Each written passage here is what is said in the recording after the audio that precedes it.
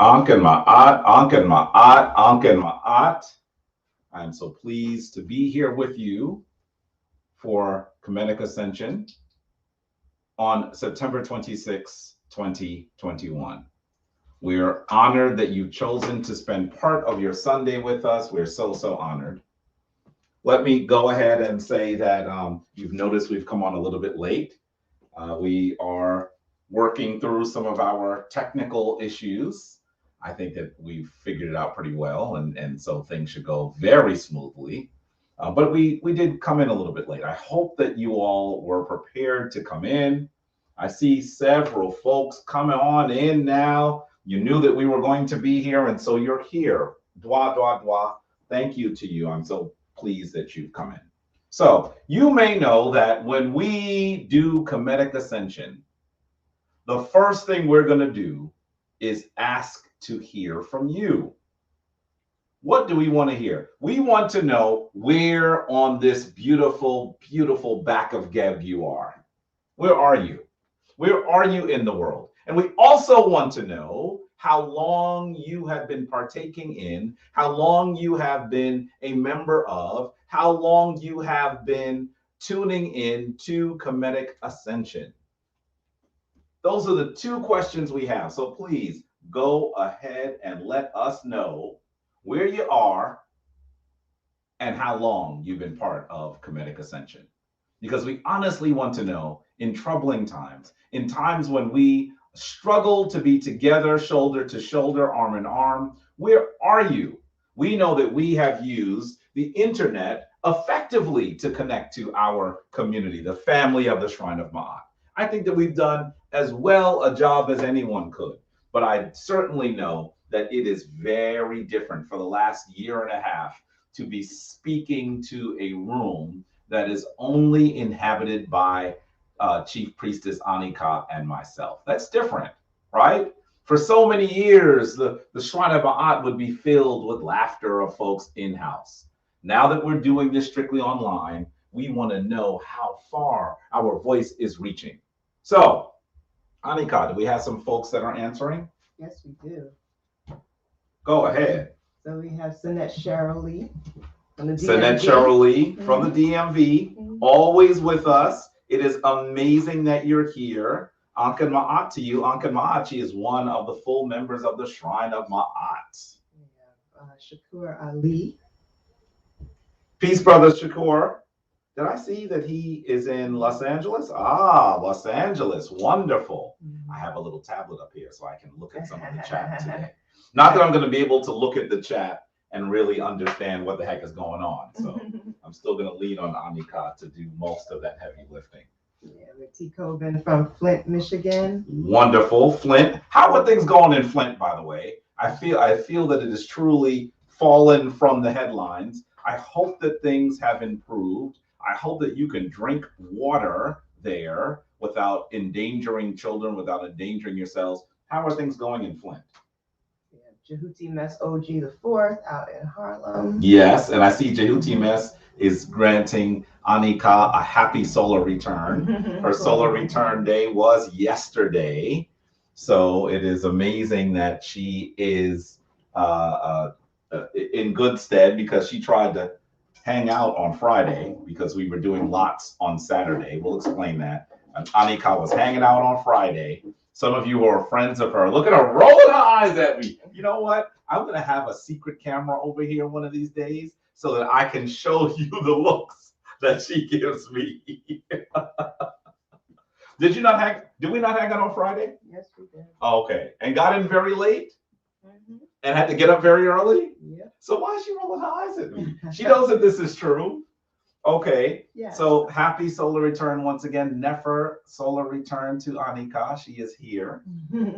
We have Sen William Humphrey. I think I see Tanya Smiley. Isn't that Tanya Smiley in there? Yes, we have Sen Will Humphrey. We have Anna Rodriguez. Yes. Oh, I'm too far down. I'm sorry. Skipper's people. I'm sorry. Let me be quiet. You have Tracy from Indianapolis. Anken Ma'at, Sen William Humphrey, also known as Tehuti Forever, is a full member of the Shrine of Ma'at.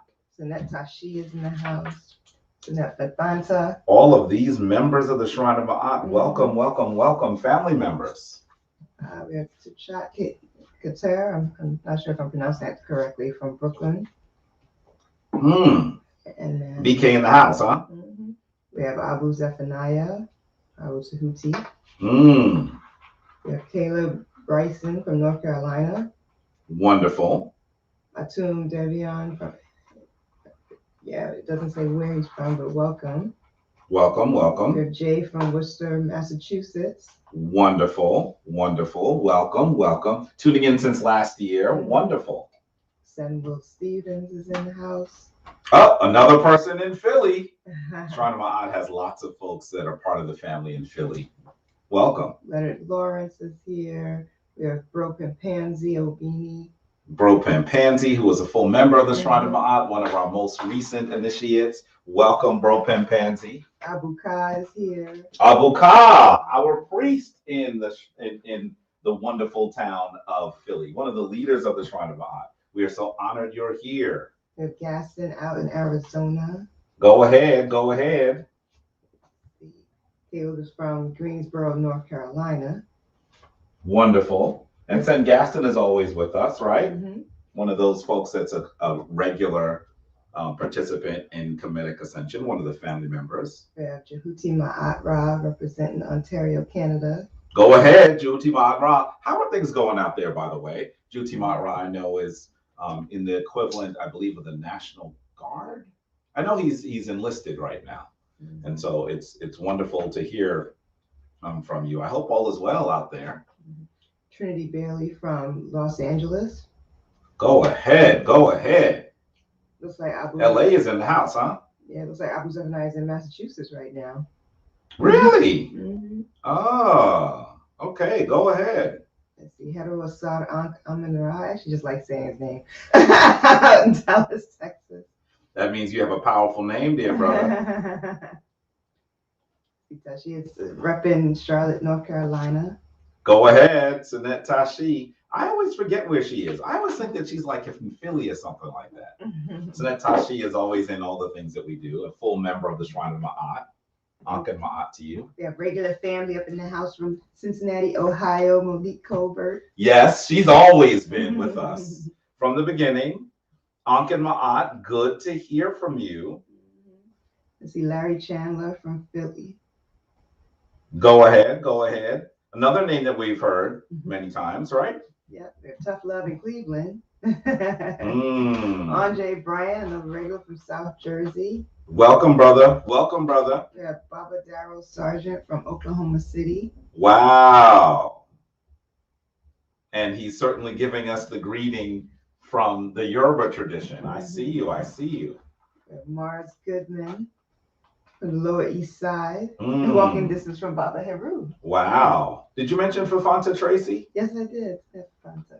I was all over the place. So yes. Anka Ma'at to you, one of our full family members. Yes, and let's see. We have Kawanda Smith, who traveled with us just recently out in Nashville. Anka Ma'at, Sanette Kawanda. Birthday greeting. Good to hear from you. It was wonderful traveling 20 days in the motherland with you, Anka Ma'at. We have Benita Sutton in Winston-Salem, North Carolina. Good to see you again. Welcome, welcome. Another very common name. Paris Petals Kane in Brooklyn, New York. I think that's a new name. Yeah. Welcome. Yeah. Hibachi Lamar out in Reading, Pennsylvania. Wonderful. Welcome. Welcome. LaBouche out in LA by way of New York. It seems like Hibachi Lamar is saying he's listening from a halfway house. Let us just say we are actually asking the Neteru and the ancestors to grant you prosperity, to give you solace, and to assist you in actually obtaining a more permanent space to call your nest, Falcon. Let's see, we have Sekna Kama'at. We have Ramutet Gev. Good to see you. Sekna Kama'at said they coming to us from Guyana. How come you didn't mention they coming from Guyana? I didn't see that. My maternal homeland. I see her in another section. Anka Ma'at to the Guyanese family as well. We have Roy Bay in the house. We have Maxwell Henry from Roy Bay. Hey, Roy Bay, how are you? I know Roy Bay.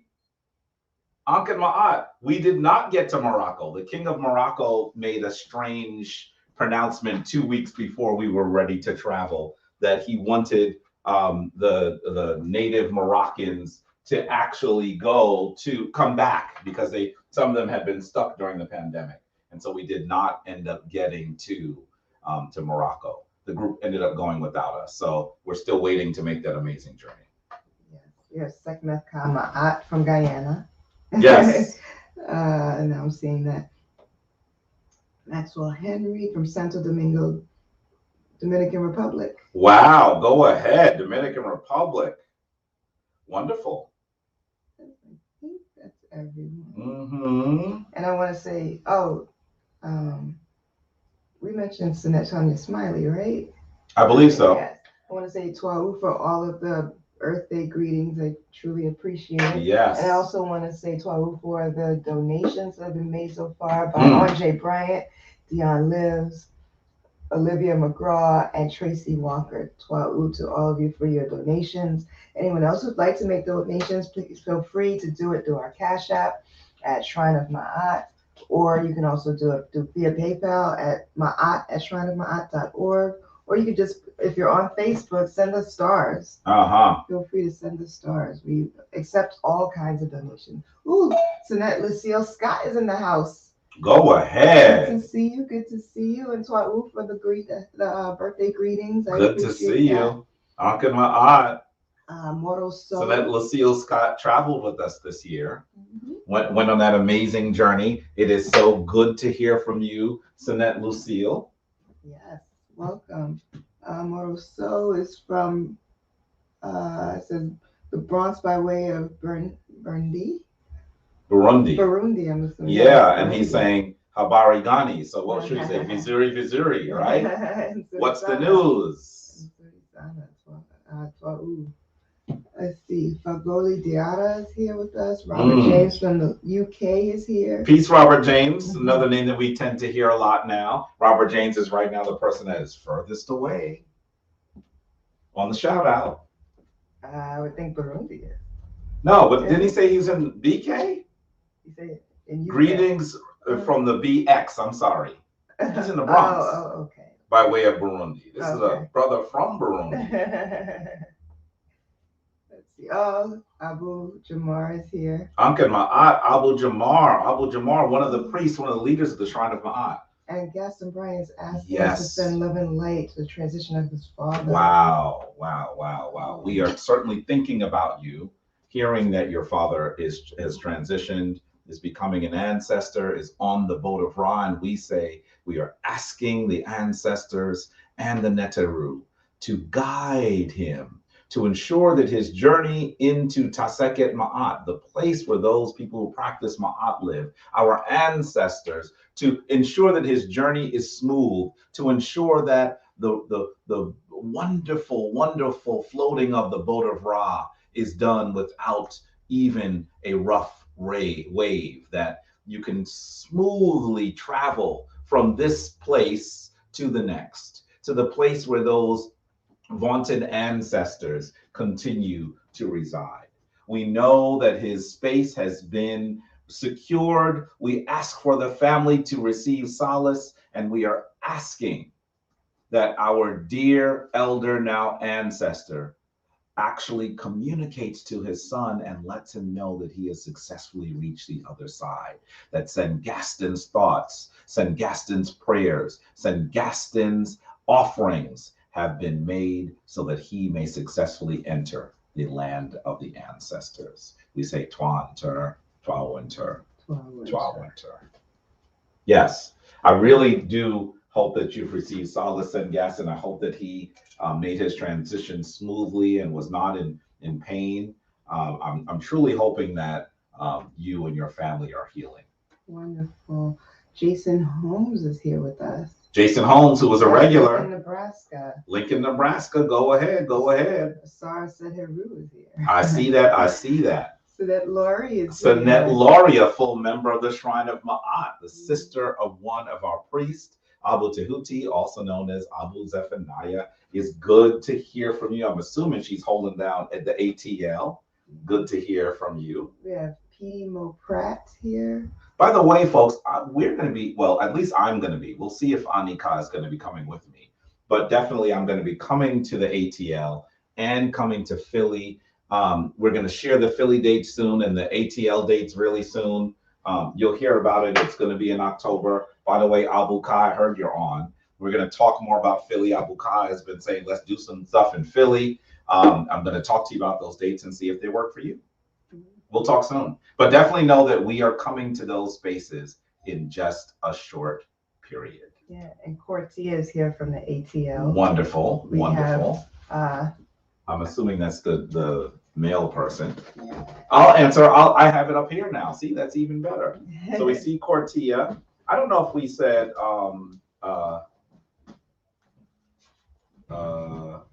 African Genesis Institute. What are we looking at? Am I looking at old stuff? Anka Ma'at. I see Sinette Nikki Taylor. Anka Ma'at. Wonderful. Wait, let's go all the way down. Amun Seti Nu. Anka Ma'at to you, Amun Seti Nu. We knew that you were going to be traveling in Arizona. It's good to see that you have returned smoothly. Ank and Ma'at. I'm so pleased that you're there. Let's see. Anka Ma'at. We need to make sure that she takes off one of these. I'm noticing that. Okay. Anka Ma'at to Tracy Ann. Anka Ma'at to, I see Yoga Girl Sai, who is also known as Abut Sishat, who is one of the leaders of the Shrine of Ma'at. And it's so good to hear that you are there successfully. You returned successfully in to the land of Connecticut. Anka Ma'at to Alan Mayu, another one of the full members of the Shrine of Ma'at. Wonderful, wonderful, Anka Ma'at. It's so good that you're here. I thought you would have just gone right here. Anka Ma'at, it's good to know that you are here. And that so many of you are here. I'm also noticing that that African Genesis is on there too. Can you take the African Genesis page off? Okay. Did you notice that? No. Yeah. So let me say Anka Ma'at to so many of you. I'm going to remove it. It's not there. You got rid of it? It was never there. It's not there. It is there. I'm seeing it. It's muted. Like it's not present. No, it's there. Let me get rid of it. So I just want to say Anka Ma'at to all of you, knowing that so many of you are here, knowing that so many of you have joined us on this day. I am so pleased that you're here. And I just need to say that we know very well that as we are speaking to you, we are in a busy period. You should know that the Shrine of Ma'at just had its Equinox Celebration, and that was wonderful. The Equinox Celebration took place on Wednesday. I'm sure that so many of you joined in as we did that. We didn't have as many people attend. Is it that you all are getting used to seeing everything online now? You know that we do have some in-person events, right? The reality is probably that people have gone back to school and to work. I know that that's really what's happened. And so because of that, it might have been very difficult for you to actually join us. But know that the Shrine of Ma'at is thinking about how we're going to be able to do things in person again. We're giving a lot of thought to that. We believe that testing is one of the things that we'll do. And as we do testing, we'll be able to ensure that that you are able to come into the house of the Shrine of Ma'at again. We can't wait to do that. We're really, really excited about the possibilities of doing it soon. And it's taking a little while, but definitely we are, I think, doing as well as we can given the difficult circumstances of the pandemic that we're in. So we're hoping that we'll see you soon. We're hoping that you'll all return to us soon.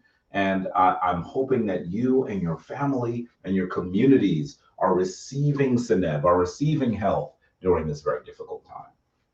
So, Twa'u to Larry Jackson Jr. and to Fafanta Tracy for their donations. Ankh Ma'at.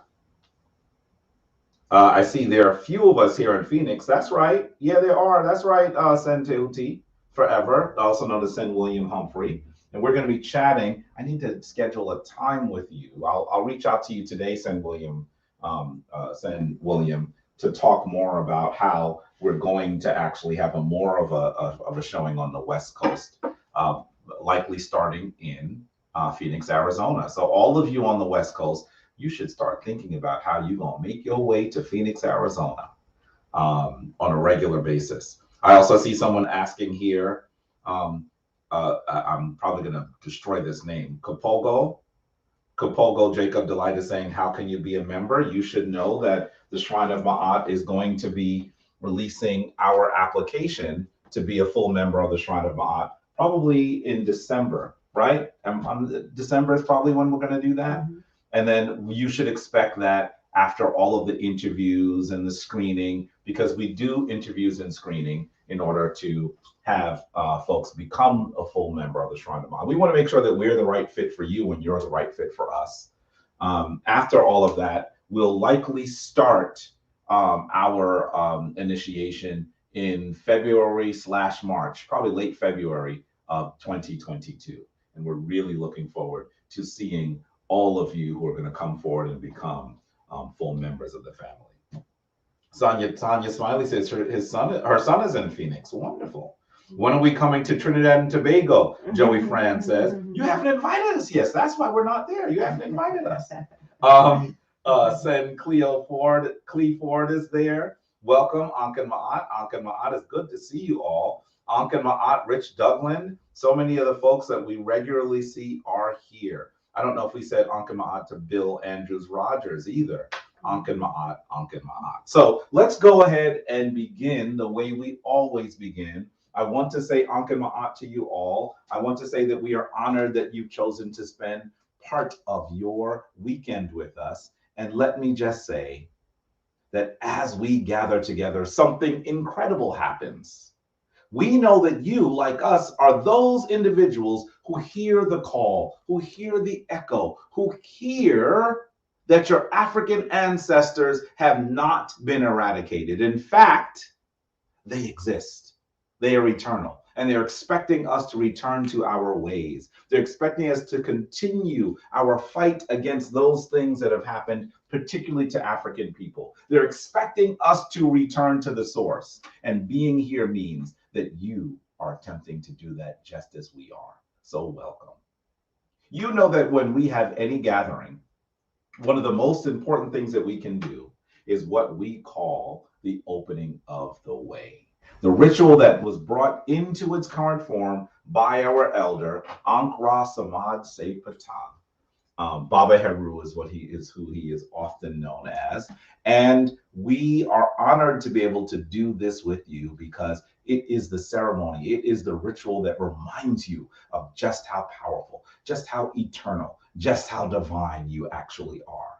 So please come and let us get into our position, the position of adoration as it is known. We'd like you to stand. For those of you who are relatively new, you may not recall this, but stand with your left foot forward, your right foot a little bit back.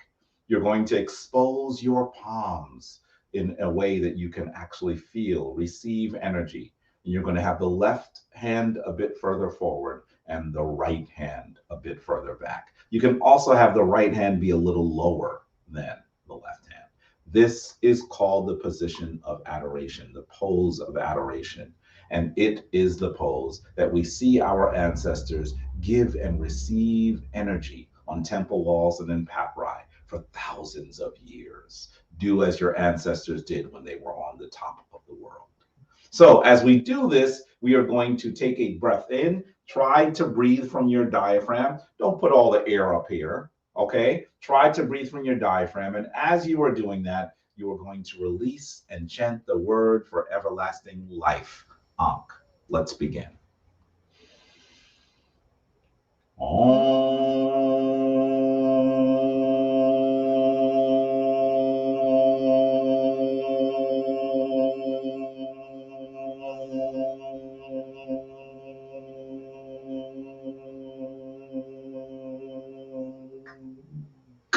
Anetrak in Bedhet. Anetrak in Bedhet. Nuke in Bedhet. Nuke in Bedhet. Anetrak Hapi. Anetrak Hapi. Nuke Hapi. Nuke Hapi. Twal Winter.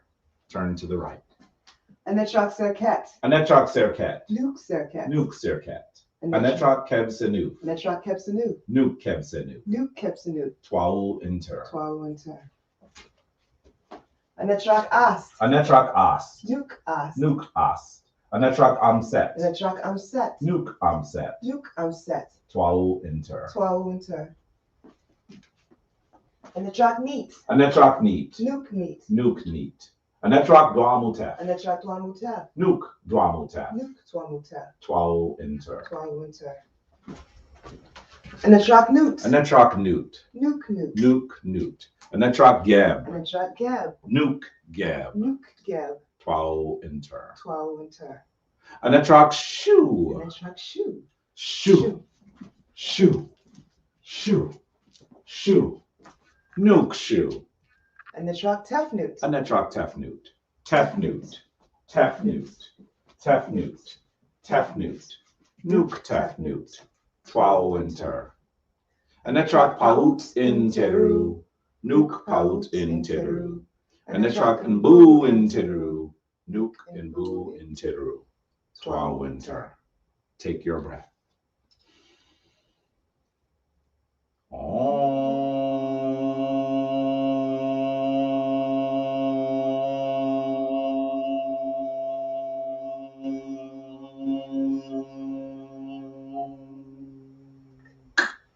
Twal Winter. Dwa, dwa, dwa. Dwa to you. Dwa, dwa. Thank you for doing this incredible ritual, this important ritual with us, known as the opening of the way. Remember, we are not expecting that you will just be looking at us. We're expecting that you will be doing the opening of the way with us, because it is important for us to galvanize divine energy.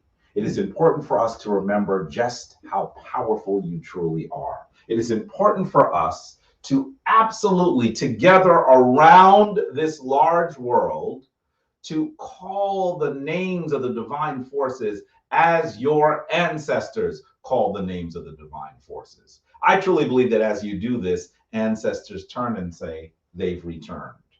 They've returned. So please do the opening of the way. It is incredible. We also see Key Life Productions. How you doing? Our dear brother is here. That's our dear brother Sakem out of Philadelphia. Good to see that you're in the house. I think I see Joseph Denson there as well, right? Mm-hmm. Alsum Isla. That's Snetby. Is it? Awesome is love. Oh, awesome is love. That's a new name, Sinette B. How are you? I hope all is well. Good to hear you. Good to hear you. Good to know that you're still around there doing the work. And all I can say to you all is that it is so important for you to do the opening of the way, to do the ritual that will allow you to be as powerful as you truly are. So, at this point in Kemetic Ascension, we go into Hesi. And you might ask, what is Hesi? Hesi is chanting. Hesi is using words of affirmation. Hesi is actually calling divine energy in rhythm. And so we are so pleased to be able to bring you Hesi each week. You know, I need to say, Anika, that we have been honored by a particular couple out of Ghana. We have not played the incredible work that they are doing, but you had better know that we are going to be playing the work they've been doing really shortly. Over the last few weeks, they have been taking the Hesi of our gatherings and mastering them professionally. When you hear what this couple, known as the Chafers, have been doing, you are absolutely going to be just excited. And so I know that we are. By the way, Chafer family, I think you might be listening. I hope that you're listening. You should know that we played some of your Hesi, some of the work that you've been doing in mastering the Hesi of the Shrine of Ma'at professionally for Baba Heru. And Baba Haru said, "You've been holding out on me." He was just into it. He was into it. So definitely, we know that what you've done is done in beauty. And so, dwa, dwa, dwa. So today, Anika, what did we say we were going to do? At Jabari and Nika, how did you like the baby pine cone I sent y'all? It was beautiful. She sent a little image of a really cute pine cone. It was wonderful for the fall equinox, the autumnal equinox. So it was beautiful. Nefer. Yes, nefer. Can we go ahead and do our Hesi? What Hesi did you want to do today, Anika? I think you suggested the Het Heru Hesi, right? Mm-hmm. And so how does the Het Heru Hesi go? Before we say how it goes, who is Het Heru? Who is Het Heru? I want you to put that in the chat. And I want you to understand that when we actually invoke these divine entities, when we speak their names, you are actually allowing the indwelling and the outdwelling energies to come into divine energetic convergence. And so it is important to use these Hesis when you're trying to do certain things. Of course, Het Heru is known as the great lady, the wife of Heru. She is the lady of beauty. She is a lady of music. She is a lady of myrrh, of love. She is a lady of harmony. One of the most important Neteru of ancient Kemet, one that comes forth in the earliest time, possibly by another name. It is believed that her name at one point was Bat. And there are many other forms of Het Heru. We see her with cow ears. We see her all in cow form. When she's in cow form, she's often known as the celestial cow. She is a motherly form. From her udder comes drops of milk, which create the Milky Way. She is known as Mahert in that form, Mahert. And you know that we have a powerful priestess in our shrine by the name of Mahert. So I want you to know that when you are calling on Het Heru, those are the things that you're calling on. That's why we're giving you this Hesi, so that you can galvanize a particular distillation of divine energy at a particular time. So, how does the Hesi go, Anika? Het Heru, Nefer Henamer. Het Heru, Nefer Henamer. Het Heru, Nefer Henamer. Het Heru, Nefer Henamer. We're gonna do it 3 or 4 times. 3? You want to do it 3 times? Okay, so it's Het Heru, Nefer Henamer. What does that mean? Nefer Henamer. Nefer means beauty. Nefer means beauty. You should know that. Sometimes people speak it, I guess, without major reliance on the vowels, and you'll hear Nfer. Even though Nfer, you still hear a vowel. It's not as drawn out. So you hear Nefer, you'll hear Nfer, but definitely in this instance, we're saying Nefer. So Henna means with. And Henna means with or an. Mm-hmm. And so myrrh is love. And myrrh is love. So it is beauty and love, or beauty with love. And we are speaking to the divine mother, Het Heru. So let's do it again. Oh, and then it says Nefer Henna, Nefer Henna, Nefer Henna myrrh. It's a very simple Hesi. It's a kind of Hesi that you could just go into when you're doing something else, like washing the dishes, cooking some food, doing the kinds of things that you have to do on a daily basis. This Hesi allows you to do that. So let's go. Het Heru, Nefer Henamer. Het Heru, Nefer Henamer. Het Heru, Nefer Henamer. Nefer Henna, Nefer Henna, Nefer Henamer. Het Heru, Nefer Henamer. Het Heru, Nefer Henamer. Het Heru, Nefer Henamer. Nefer Henna, Nefer Henna,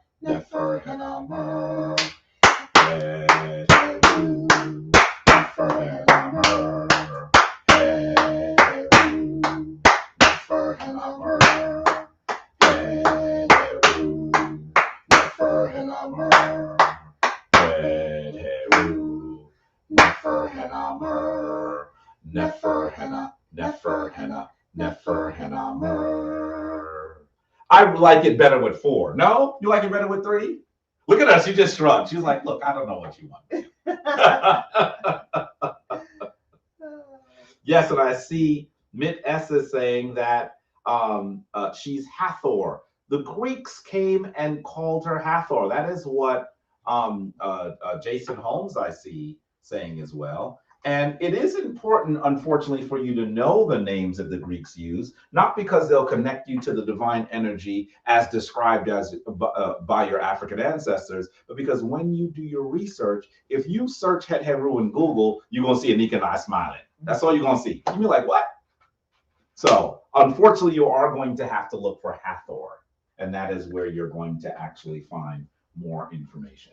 But know that your African ancestors in that great land known as Kemet did not use the name Hathor. The name is Het Heru. And understand that Het Heru is actually a derivation of Hathor, because you know that Hor is one of the ways that they spoke Horus, right? Right? Hor instead of Heru. And so when we say Hathor, they've merged Het and Hor. And so that's where they got Hathor from. At least we can say that the Greeks did not remix the name entirely in this instance, because sometimes the names they come up with, they bear almost no resemblance to the ancient Kemetic name. And so this is important for us to recognize, but use the words of your sacred African ancestors and call this divine mother entity Het Heru. Okay, so what I'd like to do now, briefly, is go into what we call the word from the Sebaid. But before I do that, I need to also say to you, I mean, clearly, if you look at the things that have been, oh, great.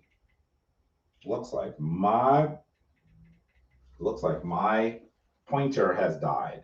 That's fine. We'll just do what we can. I'm going to do it this way, the old-fashioned way. I want you to be prepared for a really interesting conversation, I hope. But before I go into that, I need to say to you that it has been a week. It has been a week. It's been a busy week. In some instances, it's been a troubling week. It has been a week. I don't know how else to say it. It's really been a week, and so that is I guess the feeling that I feel coming to the end of the week. I really feel fatigued. I'm tired, not just by the things that have been going on in the world, but also by our actions, the things that we, as a Shrine of Ma'at, the things that Anika and I have been doing. And I just have to start by saying that we actually saw something that was absolutely reprehensible, something that was extremely disturbing. What did we see? We saw that those people who are our African family members were in great distress and were trying to emigrate to the United States. We're talking about those migrants from the island nation of Haiti, of IT. And I need to say to you, family, that these individuals, our Haitian family members, have been some of the most resilient, some of the most rebellious, some of the most powerful of our African family in the modern world.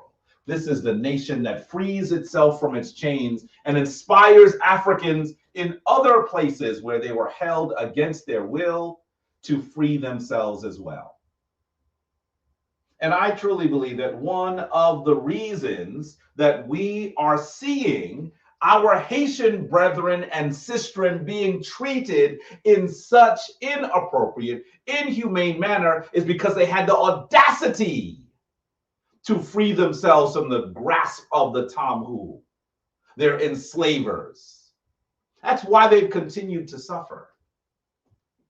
And there have been many Western nations that have continued to meddle with those things that are occurring in this nation.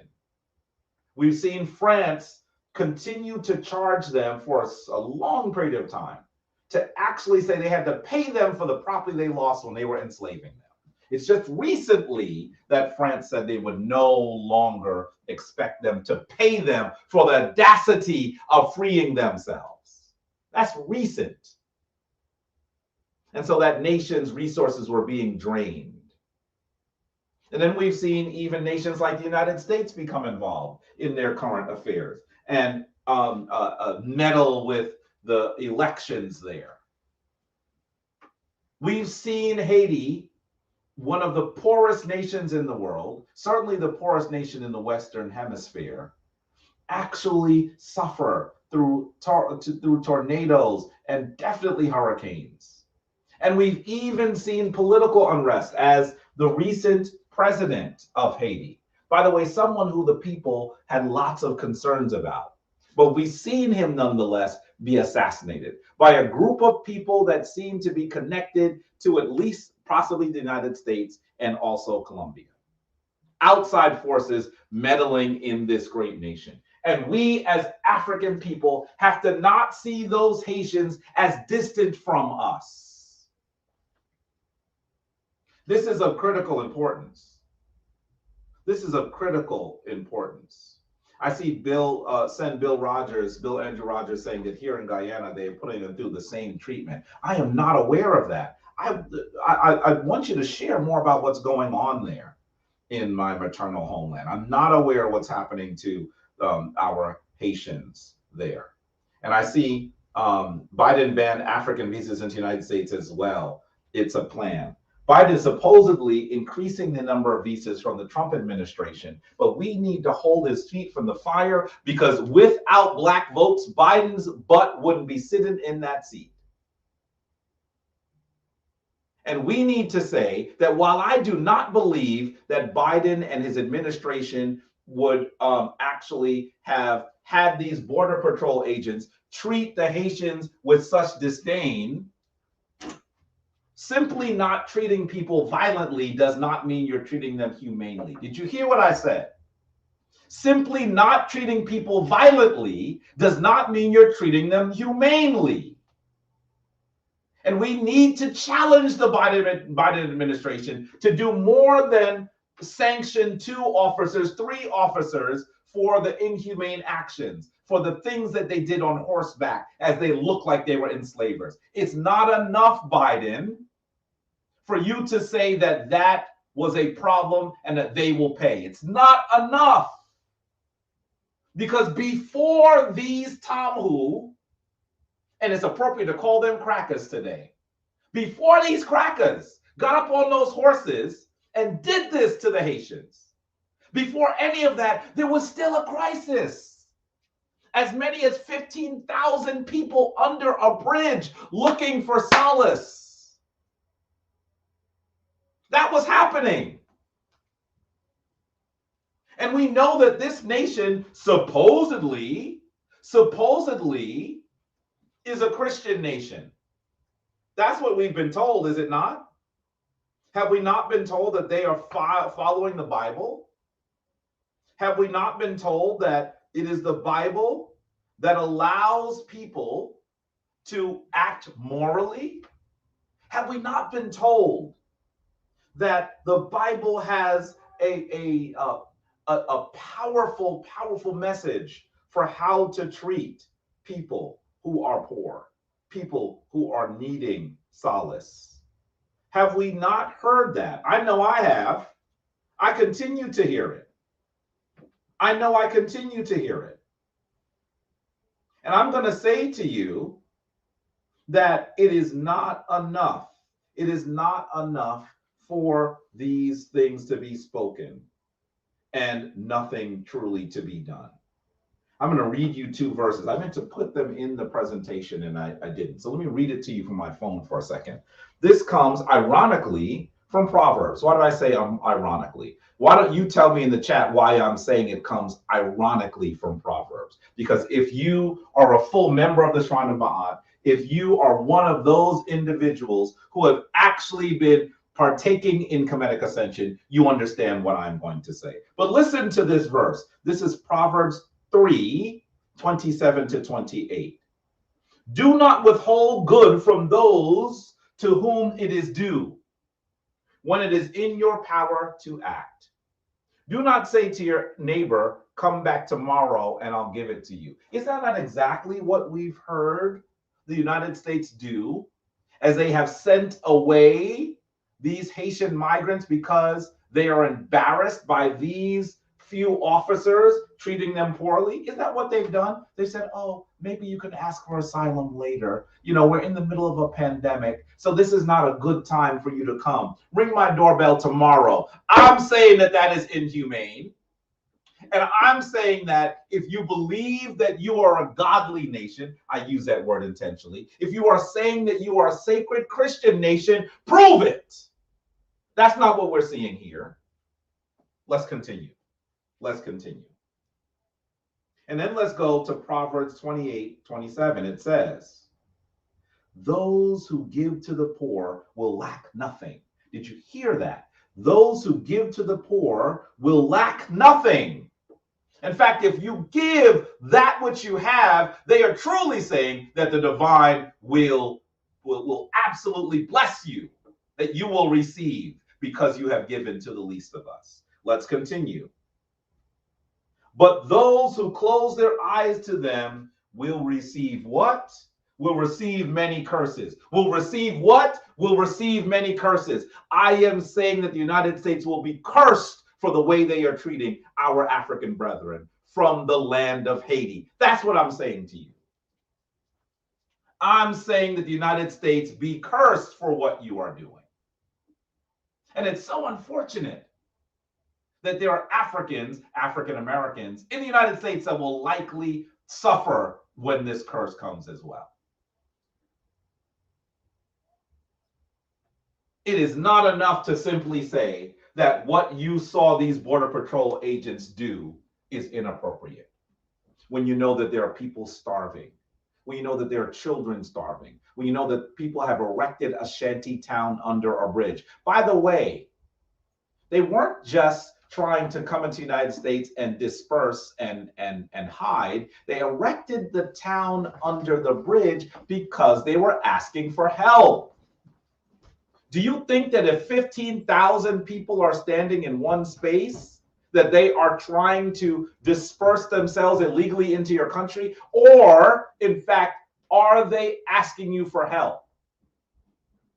And if this nation is supposed to be a Christian nation, if this nation has the damn nerve to put on their dollar bill, in God we trust. By the way, God is not even a Christian word. That's how confused these Westerners are. That's how confused these tomboys are.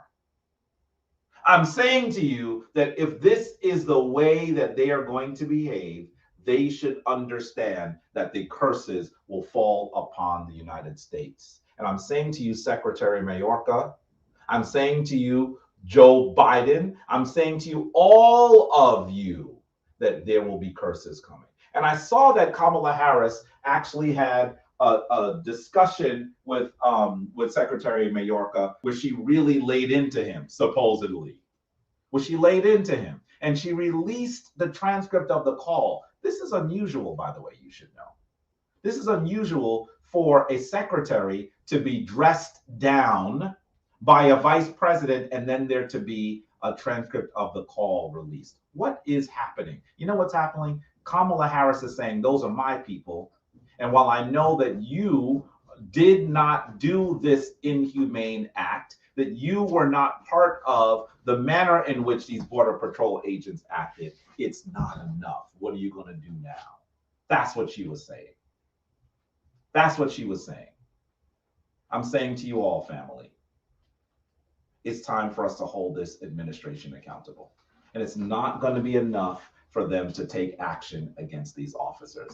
They're going to have to do something for the extended pain and suffering that Haiti has experienced. Because you better know that these Western nations, including the United States, are involved in their pain. So what a week it has been. What a week it has been. What a week it has been. Now, Anika, I don't think I'm going to play the video next. I think I'll go straight to here. She laughed because she didn't know I put this here. What a week it's been. Can you see that Anika and Jabari went to go enjoy a comedy show on Friday? It was called the Fallback Comedy Show. It had lots of very, very sort of A-list comedy, A and B list comedy personalities. And we enjoyed ourselves. We went to the Barclays Center in Brooklyn and had a good time. Look at Anika looking all, she's trying to go backwards in time. You see that? This sister done lost weight. Her locks during the pandemic has been popping. Look at her locks in the middle of her back. And that's as they are twisted and braided together.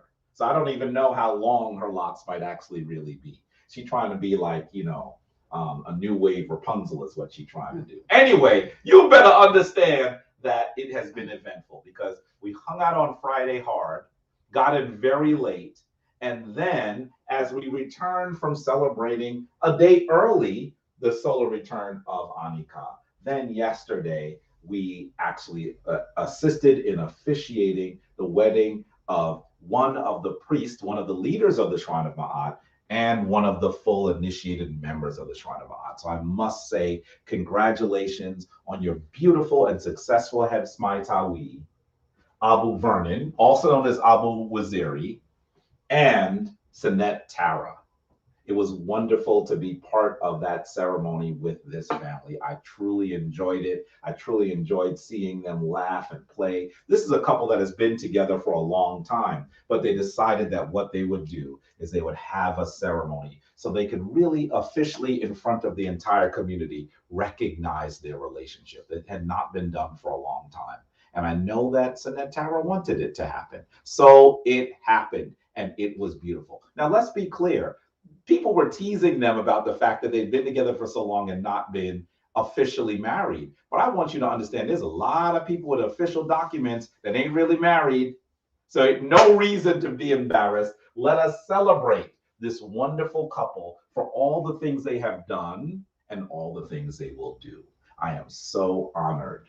I am so happy to have been part of this ceremony. Anika and I co-officiated with the elder of the African village. This couple has been active and in the leadership of the African village for a really long time. And so we were there with Dr. Ray Hagan and we co-facilitated this event, which was amazing. And you should know that it was held outside. Can you see Sinet Tara? And I know that she's not on right now because they are probably snoring. I hope they are. Just understand that Sinet Tara is a planner and really a planner extraordinaire. I mean, the stuff that she did, it was beautiful. There were some things that I saw her do that I said, "Ooh, we're gonna steal that for the next few weddings the Shrine Ma'at is involved in. We're gonna do that." And you see, they're cutting the cake here. Did you not see they had the nerve to get a Kebu Neteru, a Step Merkut cake? This couple is imbued with divine ancestral energy, and they wanted their ceremony to reflect it. I love their outfits. I love their outfits. Folks there really enjoyed themselves, and we sure did have a good time. So congratulations once again to two of the members of the Shrine of Ma'at family, one of them being one of the leaders of the Shrine of Ma'at family, Abu Waziri, Abu Vernon, and his wonderful queen, who is also an initiated member of the Shrine of Ma'at, coming through in our last initiatory class known as Raka Session. It is wonderful that they,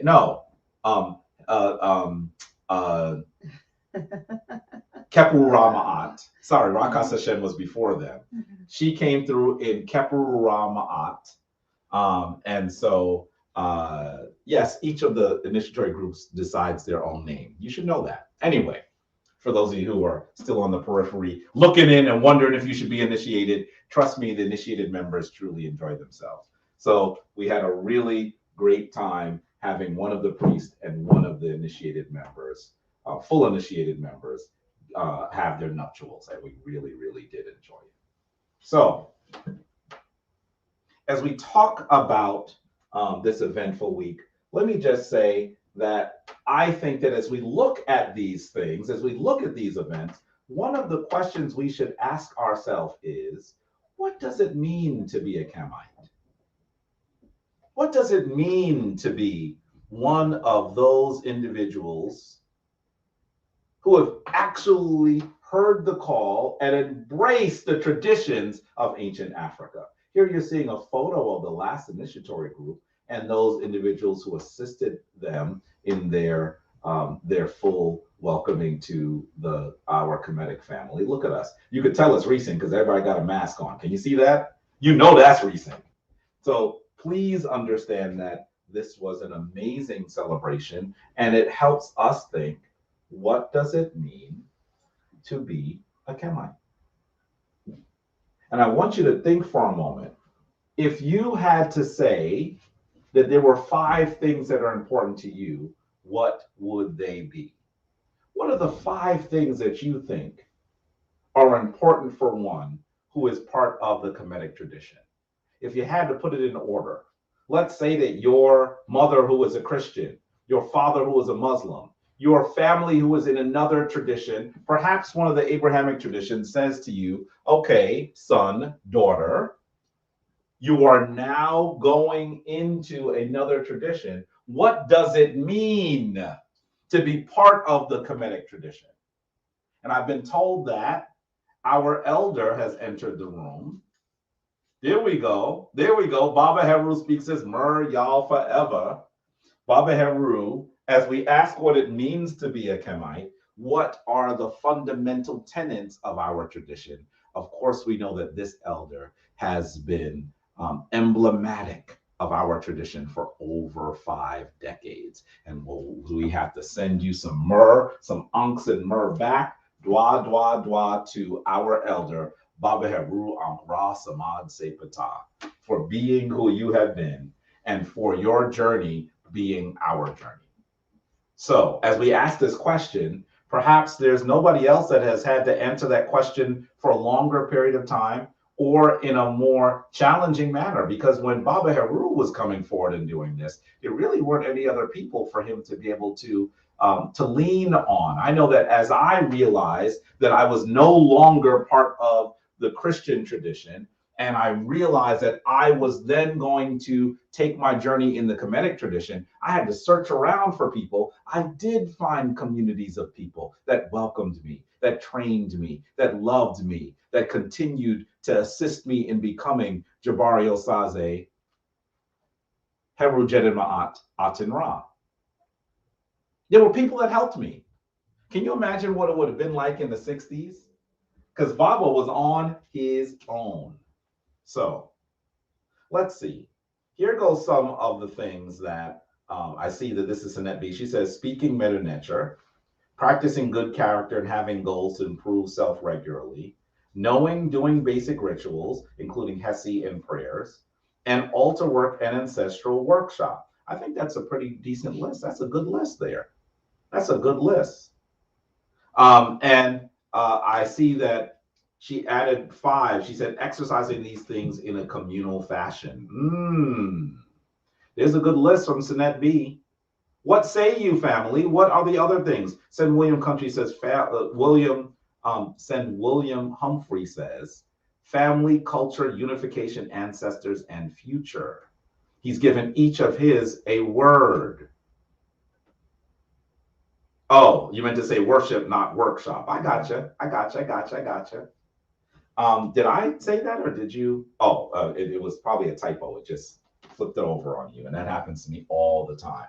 So tell us, folks, what are your lists? I want you to give this some thought because I'm going to make some suggestions on what those 5 things can be for you. But definitely think about what the tradition means to you. This is going to be of critical importance, as I've said, to those individuals who truly don't understand what it means to be in this tradition. People who, in some instances, genuinely just want to understand this new walk that you are on. Very often, that's what's happening. I know that while my parents were a bit disappointed that I was no longer Christian, particularly my mother in the beginning, they struggled to understand what the call of ancient Kemet was for me. And so I had to give this some thought myself in my initial gestures, movements, process into the Kemetic tradition that occurred in the early 90s. What did it mean for me? What does it mean for you? And for those of you who came forward in the last 10 years, 15 years, let me just say, y'all got it easy. Man, y'all could just, go on Instagram and Facebook. For me, I had to look around, talk to people. I remember I got a book from the Sarasate Society. After getting that book, that next weekend, I flew back. I ran back to New York City, took a bus back to New York City to go and meet those folks. I tell Anika, sometimes when people come into the tradition and they're embracing this new thing, they might look a little crazy. And Anika says, no, I never looked crazy. Anika didn't have to look crazy because when she was coming in, her mate was looking crazy for her. I tell her now that what I did when I got to Sarasate Society, when I got there was nothing actually going on. They had a restaurant and a bookstore, but there were people milling in and out of rooms. And so I ate some food. I went to the bookstore and I said, I want to meet these people. So what did I do? What did crazy, soon to be, I wasn't even Jabari Osaze yet. I was still Corwin Jacobs. What did I do? I just started opening doors and trying to see what people were doing. Can you imagine that? What y'all doing in here? How you doing? My name is Corwin. I'd like to be part of this. They'd be like, what are you doing in here? By the way, one of those rooms, I never told Anika this. One of those rooms, someone was getting a massage treatment. Can you imagine you are in a particular state of undressed and someone is massaging you, and this dude with a suitcase and a coat on come and open it and come and look at you getting your massage? They must have been like, fool, get out of this room. That's how excited I was to find other people that shared my perspective on Kemet. I wasn't letting them just walk around and do the stuff they was doing. I wanted to be part of it. It took me a long time to think about what it means to me to be a Khamite. It took a long time. And so I know that some of you who have come forward more recently, you got it easy. Let's see. I see Sanette Tanya Smiley says, connecting to the oldest form of worship. Yes, at least the oldest written form, right? People have said people who are unaware have said to me, I know that there was a woman that told me once, well, Hebrew is the world's oldest language. I said, what? That's new. She had never heard that there were other traditions. She said, well, it's probably the first written language. I said, what? Anyway, there's so much that people don't know. The Kemetic tradition is the world's oldest form that we can attest to. That's what we should do. And we should even call it, in this instance, the Kemetic Cushitic tradition. So, and I see Sen Lee, another full initiated member, giving love and myrrh and talking about our elder. Wonderful. Sanette Olivia says, I'm sorry? Yes, Sanette Olivia. Are you highlighting those? I didn't even realize she could do that. Sanette Olivia says, study, prayer, ritual, fasting, public discourse of what our ancient ancestors did in a difficult Western modern world. Yes, yes, yes, yes. Sen Larry, who was probably there with his queen, says, read the Reyupert and Maru and Ger. Now, you know that that's a practitioner. He ain't say no Book of the Dead, y'all. He gave it the name that our ancestors did. Read the text yourself. Rich Douglas says, family, community, understanding, ritual, and future. Powerful, powerful, powerful. Greetings to you in Texas as well, Sanette Vicky. So I want you to recognize that there are answers that you could give. And I love the answers you've given. I love the answers you've given. Let's look at a few things I would suggest to you are part of it. How about the first one I would say is this: being a practitioner of Ma'at. Being a practitioner of Ma'at. What do we mean when we say being a practitioner of Ma'at? What do we mean saying that we are connected to this great, beautiful African lady with wings on her arms and a feather on her head? What does that mean that you are connected to Ma'at? It certainly means that there's a manner in which you should be morally connected to the people around you. It certainly means that you should be balancing the scales, because we know the scales can come out of balance. It certainly means that there is an ethical guide for the way that we behave in our world. The fact that we are not people who attempt to waste. The fact that we are people who recognize the ancestors. The fact that we are people who place very, very high standard on our intimate relationships. I often say to people that the standard of Ma'at is so high, so heavy, that one of the standards says, I have not caused anyone to shed a tear. This is a really big standard with dealing with people. It's not just saying, hey, man, I didn't mean to hurt somebody, so no harm, no foul. No, it says I have not caused someone to shed a tear. Even if what you did was needed and appropriate, you must restore ma'at to someone if they have been injured, even by the things that you have done that are appropriate. That's a really high standard for the relations we should have with people. We must remember to be practitioners of ma'at. And we see CK Productions, IMG, those are the Chafers. And they say they were pastors in a Christian church, but always felt the need to dig deeper than the resources given. Glad to be in the Kemetic traditions. And I have to say to you, I'm not sure if they were on earlier. I am just giving this couple some great praise for the work that they are doing. In coming weeks, you will hear how they have actually taken the Hesed, the Shrine of Ma'at, and mastered it professionally. It sounds unfurl. It sounds unfurl. And I'm going to tell you, as we played one or two of them for Baba Heru, he was amazed too. So I have to say dua, dua, dua for all the work that you have done. And I believe that they are coming out of Ghana. Charles and Kenya Chafer, coming out of Ghana. So power to you all, and dua to you all for all the work that you're doing. I also see connecting with the interliving in Ma'at. Yes, that's from Sinette Newt. That's there as Michelle Mendez. That's Sinette Newt.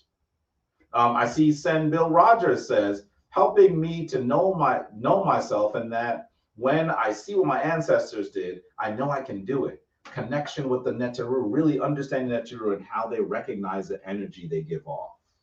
Wonderful, wonderful. So I am suggesting that you must first be a practitioner of Ma'at, because it's not just about what you know, it's about what you do. Do you hear what I'm saying? It's not just about what you know, it's about what you do. That Ma'at is active. When you read the 42 laws of Ma'at, it is about what you do, not just what you know. It's about what you do. So please, you must be a practitioner. What an active term, being a practitioner of Ma'at. That Ma'at is that deity that has no origin story.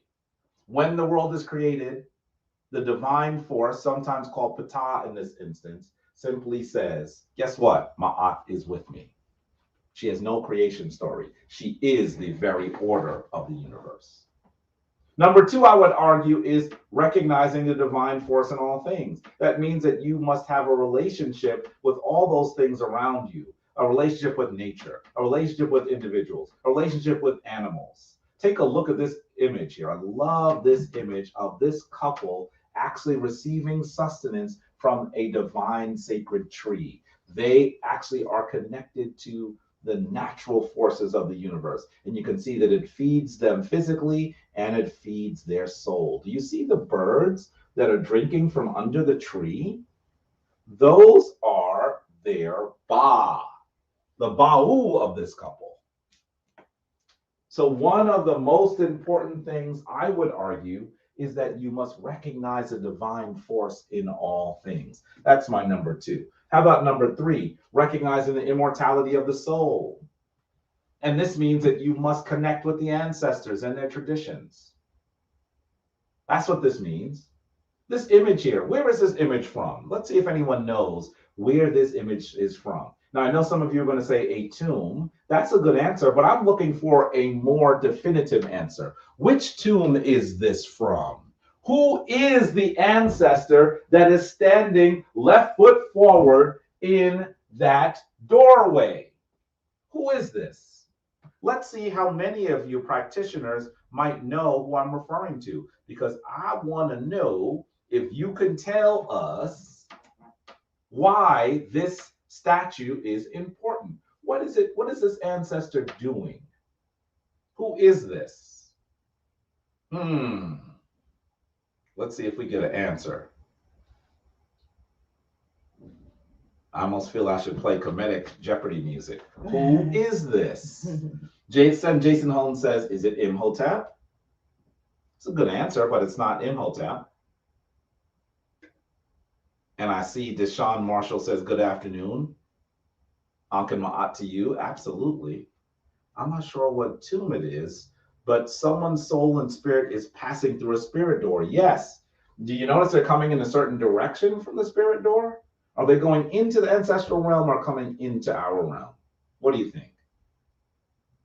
Kawanda, Sinet Kawanda says Ptah. Amanda Brusca says Asar. Sinet Newt, as Michelle Mendez says, Spirit Door. Bill Rogers says Ani. Sinet that just disappeared. Oh, there it is. Sinet Jenna Malone says, into our realm, coming into our realm. Yes, I want you to know that this ancestor is actually communicating in the manner in which this tomb has been structured, that they are able to commune with us in this realm. That's powerful. That's powerful. Now, let me say, I have not gotten an answer. Here is the answer. Sinet Olivia says, Hunefer. That's an interesting answer. Good answer. Not the correct answer, but good answer. This person is the noble known as Mereruka. Mereruka. Do your research.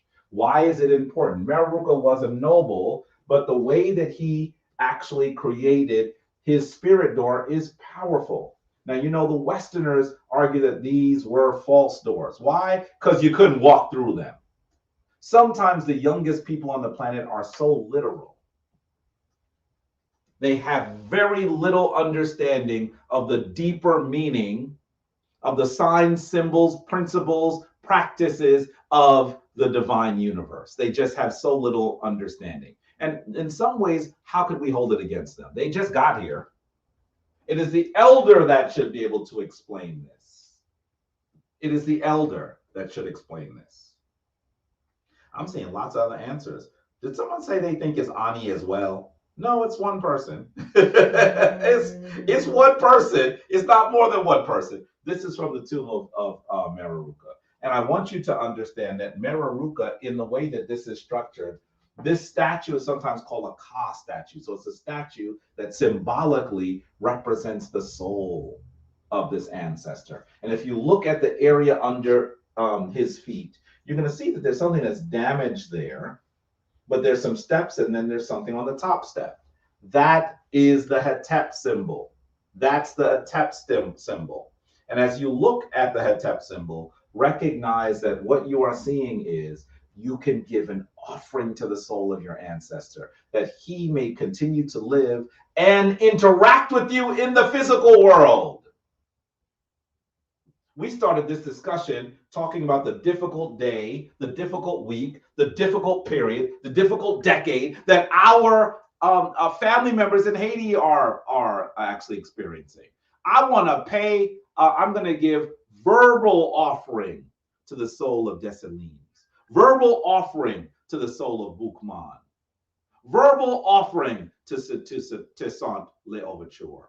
Verbal offering to those ancestors, they may come back and fight with us against these European entities that are attempting to continue to do harm to our family members in Haiti.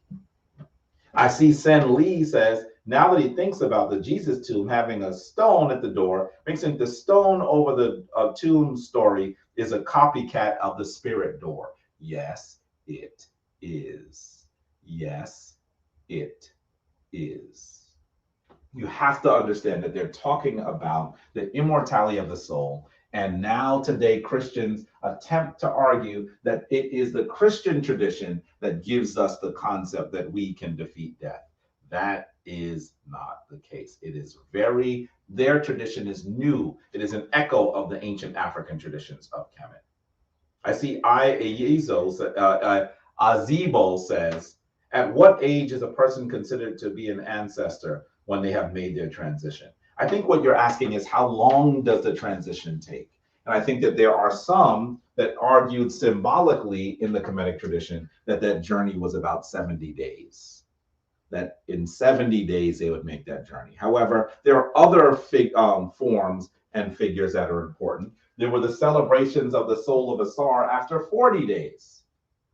And so the 40-day ritual that we see today has its echo, has its origin in the celebrations of Asar. And it's also how we see the later Christians start celebrating Lent. It comes from our tradition. So during that, at least that first 40 days, you must certainly pay offerings to the ancestor that has made their transition, that they may become an immortal soul. So as you look at this, I want you to recognize, if you don't think that those vaunted ancestors who fought the good fight and did so much for us are not getting involved in our struggle, maybe it's because you're not feeding them. Meruruka's tomb is explaining to us that you must recognize the immortality of the soul and continue to commune with your ancestors. If we're able to commune with people who've gone this way before, who have done amazing things before, how powerful does that make us? We must recognize the immortality of the soul, and we must connect with the ancestors. Let's go to the next one. Oh, and of course, look at this image. You are actually seeing the Ba statue. The Ba statue.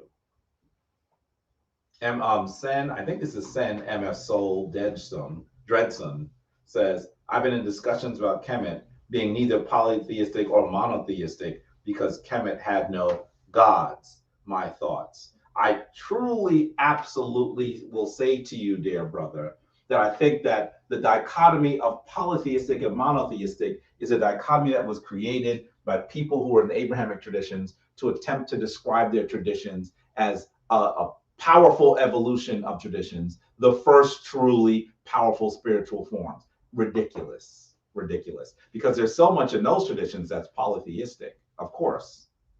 In Christianity alone, we see the divine forces made of Father, Son, and Holy Spirit. I mean, why is it when Africans talk about divine trinities, they're polytheists, but when Europeans, the youngest people on the planet, do it, they're monotheists? In actuality, the dichotomy between monotheism and polytheism is one that doesn't truly exist, I would argue. But I will say that all of the traditions on the planet, and first and foremost, the Kemetic tradition, have always argued that the creation force of the universe is singular, that the divine force is singular. And then what it does is it differentiates itself as the earth, as the universe becomes differentiated. So that there are now forces that are connected to particular entities, to particular practices, to particular needs. And that's also what you see when we talked about Hesse in the beginning, where we were talking about the connection, the understanding of Het Heru. Het Heru is connected to motherhood. Het Heru is connected to love, to music, to harmony, to beauty. But that doesn't mean that Het Heru in and of herself is the only divine force. We are just talking about the divine force as it operates on a particular frequency, not the entire dial. So this is of critical importance. Look at this beautiful Ba statue, by the way. That dude looks, I love the statue. I would love to have statues that look like me that actually would be in my tomb and other places as well. Sen Williams says, he prefers the term pantheist. And I hear what you're saying. A pantheist is one that recognizes the divine force in all things. Even that term, in many ways, was used to pillory, to insult people of other traditions. So, yeah, I think that the idea of recognizing the divine in all things is certainly part of the Kemetic tradition, but recognize the term itself was used to insult people. Let's move. Let's move. Number 4, connecting to African heritage. Clearly, when you connect to the Kemetic tradition, it means that you are connecting to the ways of those people who were at the forefront of human civilization. Those people that gave civilization to the world. Those people that gave medicine to the world. Those people that gave science to the world. Those people that gave spirituality to the world, architecture to the world, poetry to the world. All of these things that make up modern society were brought forward in their initial stages by Africans. And connecting to the Kemetic tradition reminds us of what we are capable of because of the things that we did when we inhabited that great Hopi Nile Valley region. So this is important. This is really, really important. Okay. And by the way, you're looking at an image of the Shango bone. I'm going to do this very quickly because some of you have heard me say this before. The Shango bone is about 20,000 years old. It's believed to have come forth at around 18,000 BCE. Some argue that it is likely the bone of a baboon or a lion. Most say that it's the bone of a baboon. It has 168 notches and 16 groups split into 3 rows, and it was found near the Semliki River in the region of the Democratic Republic of the Congo. These are things that you should know about this. It is one of the world's earliest mathematic devices. There's one more that's older, but you should know that that one that's older is also in Africa. And it's also a bone of a baboon. So watch this for a second. When I say that the Kemetic tradition connects us to the African heritage, look at this older bone, the Lubombo bone, which comes forth at around 41,000 to 43,000 BCE. We're talking about something that is literally 43 or 45,000 years old. We have no record of what people were doing in other parts of the world that is this old. You might find some fossils of people, of early humans in other places, but there's no record of what they're doing. Look at what your African ancestors are doing. Once again, this is a bone of a baboon. It is over 20,000 years older. And it was found in what is generally called the Border Cave in the 1970s. And this is in Swaziland near South Africa. It has 29 notches on one edge. And it's believed to perhaps represent the cycles of the moon or the menstrual cycle of a woman. This is one of the reasons why historians and anthropologists believe that the world's first astronomers and mathematicians were African women. Powerful, powerful. But as you look at these 2 bones that are older than all of humanity outside of the continent, recognize you're seeing something on a baboon bone connected to mathematics. And what are you looking at here? Are you not looking at an image of Jehuti, known sometimes as Tehuti, who the Greeks called Thoth? He is that deity that's connected to erudite study, the deity that's connected to mathematics, to learning, to the sciences. Depicted here as a heavy bird. The Greeks called the heavy bird the ibis bird. The name for the ibis bird in ancient Kemet is the heavy bird. The heavy bird. Well, you should also know that Jehuti is often depicted as a baboon. So wait a minute. Are you saying to me that the world's 2 oldest astrological and mathematic artifacts are carved on a baboon's bone?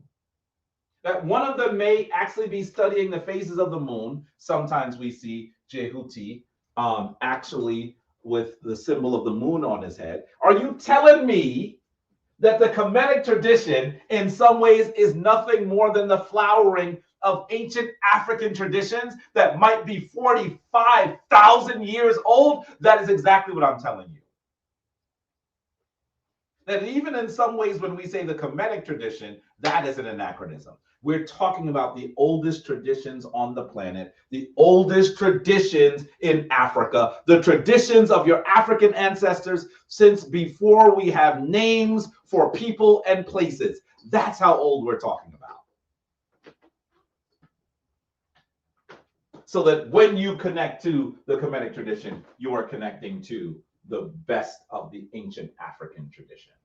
And this to me is amazing. Just think that there might have been one unified system of study and knowledge and symbolism that actually occurred in Africa from all the way as far south as Swaziland, all the way up to Kemet. We're talking about a distance of over 5,000 miles and a time frame of over 40,000 years. What? This is amazing when you actually give it a moment to let it set into your mind. That you are following the oldest traditions on the planet. The traditions that are emblematic of the continent of Africa. That is what you have found yourself as part of. You cannot be part of the Kemetic tradition and not see that you are doing something that absolutely is connected to the power of ancient Africa.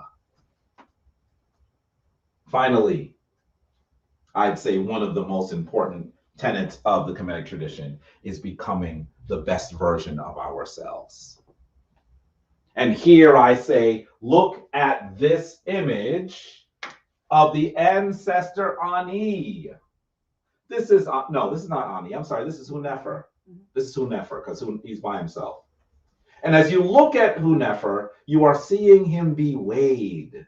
I'm not going to go into a long description of this particular image because you have heard me and will hear me talk about it extensively in Kemetic Ascension, in Initiation, in all of those important gatherings. I will talk about what we know today as the judgment scene. But what I want you to recognize is that what we are seeing, what we should take away from this image, is that Hunefer and all of those others needed to be weighed. They needed to actually have their thoughts, their heart weighed, their deeds measured in order to become divine. Ask yourself, are you ready to be weighed? Are there things that have made your heart heavier than a feather? And of course, we know the feather is Ma'at. As you have become a practitioner of the Kemetic traditions, if you have become an absolute tongue on the scale of Ma'at, ask yourself, are you working to become the most incredibly evolved version of yourself? Can you balance the scales? Fundamentally, that's what this must be about. You can't just be, as Baba sometimes calls people, a Kemetophile, someone who's kind of interested in Kemet.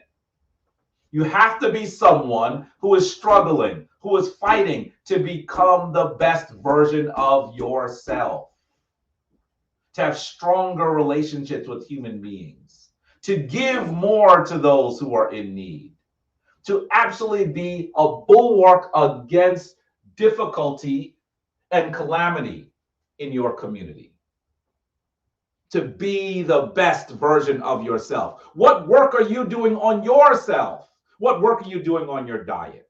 What work are you doing on your ancestral worship? What work are you doing on your intellectual ability? What work are you doing on your financial ability? What work are you doing to become the best version of yourselves? Ask Hunefer, who must have been weighed and found as one of those people who could enter into the Hall of Ma'ati, becoming a Sar. You must be working on yourself. You know that there's some things that are difficult for you, some things that you don't do well. What are you doing to improve them?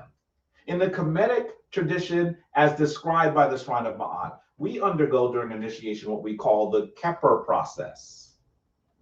I'm not going to speak much about it here because that conversation is for the fully initiated members of the Shrine of Ma'at and those who are seeking full membership in the Shrine of Ma'at. But I want you to know that we have described the work that you have to do, the process that you have to do, the things you must undergo to become a better version of yourself. Saruj Ma'at, restore Ma'at to become who you must be. So family, I want to say to you, that's my list. Now I know my list sounded a lot similar to yours, right?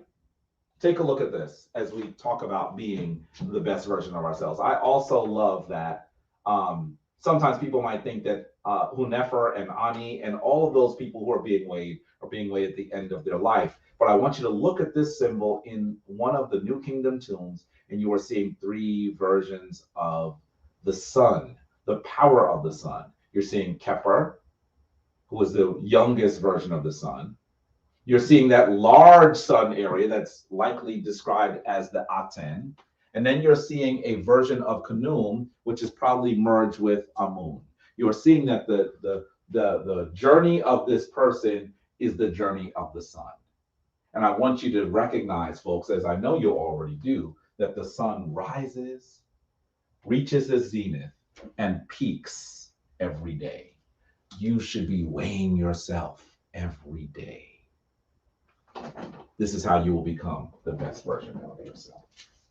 And doing these things will allow you to become the person that you must be, to absolutely become one of those individuals that our ancestors called forward to do the things that must be done in order to allow African people and African traditions and African social mores to once more be those things that drive the rest of the planet.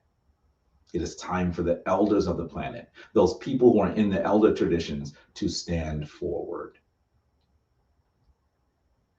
Hopefully you'll be thinking more about those things that make you part of the Kemetic tradition family, because I think that this conversation is one that we ought to have so that we can become the people we must be.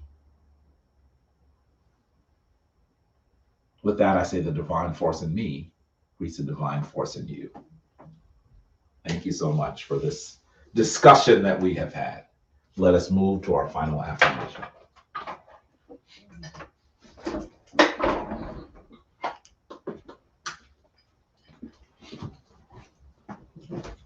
Twelve, everyone. We're getting a lot of donations, so I want to make sure I Wonderful. acknowledge people who sent in donations. Twa'u to Lee Artists, to Bryson, to Shireen Macklin, to Nubian Grace Restoration, Larry Jackson Jr., Fafanta Tracy, Trinity Bailey, Tanya Smiley, Tracy Walker, Olivia McGraw, Dion Lives, Andre Bryant, Twa'u. That's very helpful to get all of those donations, and we do appreciate you so much. So we want to say thank you so much for all of what you're doing. Yes. As Abu Vernon says, we don't do this for money, but we need money to do it. Dua for assisting us in actually continuing to do the work. It does cost something for us to do this, although we offer it actually without charge. And so your donations allow us to continue to do the work. So Twa'u and all those who are giving stars on Facebook, we appreciate you as well. Thank you so much. I would like to offer you one of our favorite affirmations found in the Reu Impert Emheru and Ger, the book of coming forth by day. It's known as Rupu. So if everyone can stand in the pose of adoration and repeat after me, we will do it in the language of our ancestors first, and then we will do it in English. So here it is. Rupu Nuku, Amiku, Kemam, Keperu, and Unter, Hayu. I am that I am, a shining being, dwelling in the light of the Most High. Twa'u Inter. Thank you to the divine. Thank you to the divine. And thank you to all of you. And thank you to you. With that, we say the divine force in us meets the divine force in you. Shema Ma'at. Go forth in balance. We'll speak to you soon. Shemata.